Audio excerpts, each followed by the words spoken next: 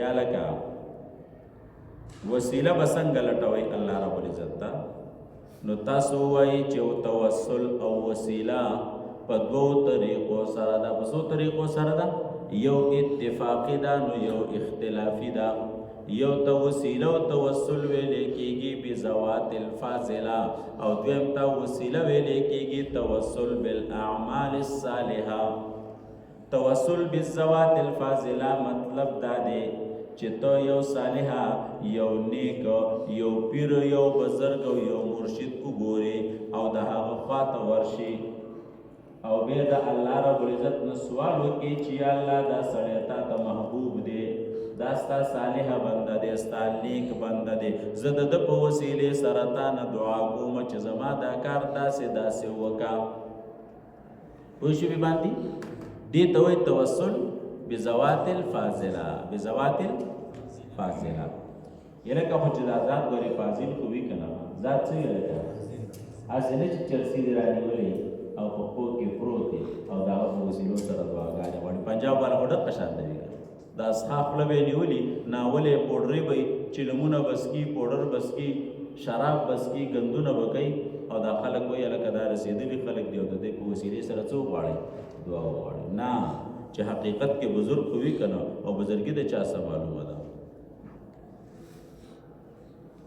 عمر رضی الله تعالی عنہ په یو موقع باندې استسقا کوله. استسقا باران یې غوښتلو. عباس رضی الله عنہ ته یې ویلې چې ته راشه که نه ته سپین ږیری چې موږ دې الله ته ور وړاندې الله ته دې څه وکړو ور وړاندې کړو. بیا یې دعا کوله ویلې یا الله تر اوسه پورې به موږ ستا نه د رسول الله په وسیلې سره دعا کوله او نن درنه د رسول الله د تره عباس په وسیلې سره دعا کوم چې په موږ باندې باران وکړه فمطروا استپې باران استپې څه وشو. نو عمر رضی الله عنه په دعا کې وسیله څوک پیش کړه؟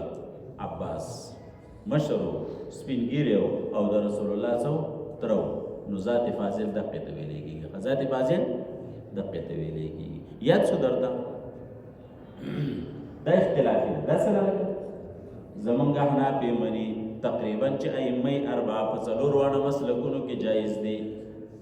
ابن تیمیه او د هغه متبعینو ترې څه کړی لکه انکار کړی بل چا ترې نه دی کړی. ابن تیمیه او د هغه متبعینو خو بیا هم د دې نه بهتره وسیله دا ده د دې نه بهتره وسیله چې هغې ته ویلی کېږي توسل بالاعمال الصالحه.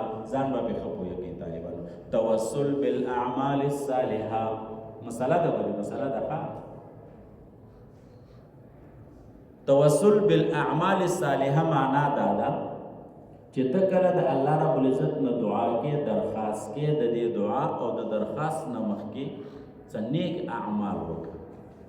2 رکعاته مونځ وکړه، روژه ونیسه، صدقه ورکړه، ذکر وکړه، درود ووایه او بیا د هغې نه وروستو د الله نه دعا وغواړه. دې ته وایي توسل بالاعمال الصالحه. څه ورته وایي شابسې؟ توسل بالاعمال الصالحه. په امت کې په دې کې د چام اختلاف نشته دی بلکې په ټولو نصوصو کې ثابته ده. اختلاف پکې نشته بس نشته دی چې نشته نو نشته نو دا پاک کار ولې نه دی ښه دا بې اختلاف ټیک شلو. او داسې هم کولی شي لکه ملا صاحب فلحال تا نیک عمل ونه کو یا دې لږ شانته وکړو خو چېرته پخوا دې یو ښه کار کړی دی. کله دې کړی؟